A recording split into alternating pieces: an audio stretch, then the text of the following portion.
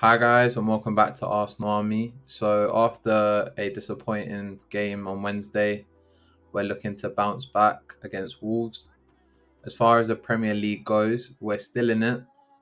Man City have the advantage right now, but we need to make sure we push them right till the end. That's why every game's a must-win from now.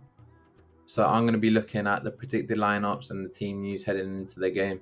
So starting at the back with Raya, that's quite self-explanatory. The two centre backs, Saliba and Gabriel, I don't think we're going to see much rotation there unless there's an injury, which hopefully that doesn't happen. With Ben White, he's one of the players that does look like he has a bit of burnout right now, but Arteta doesn't really drop him, so I wouldn't expect him to drop him in this game.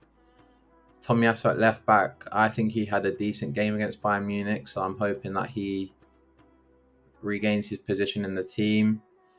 We haven't seen Kiwior since the Bayern Munich draw in the first leg, and we haven't seen Zinchenko since the loss against Aston Villa. So out of the three, I would say the most confident right now is Tomiyasu.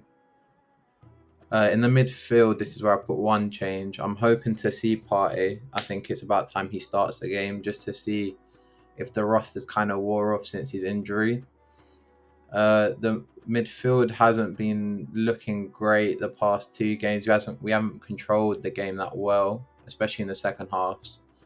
So maybe having a solid defensive midfielder in Partey sitting there in front of the back four will help Reiss and Ødegaard be able to advance in the game. Reiss, also the next midfielder, he looks very tired against Bayern Munich, especially in that second half. He does show his passion for the team, which I love. But again, I wouldn't see him being dropped. If there's any midfielder, it could be Jorginho that stays in the team with Partey. Maybe Reiss gets a rest, but I don't see it happening. So I'd say Partey and Reiss in the midfield. And Ødegaard, our captain, definitely going to start. Hopefully he can perform like he did a few games ago. Since Aston Villa and Bayern Munich, he didn't have a very good game in those two games. So before that, he was looking good. The front three start with Saka. This is a player that, yeah, he's our best player, I would say. But past few games, he has done nothing. Again, it could be a bit of burnout. In every season we've seen him, he's had a drop of form eventually to the end. Because to be honest, he doesn't get dropped at all. He doesn't get a rest. So we don't know if he's got a bit of burnout now, but hopefully not. But I don't see him getting dropped.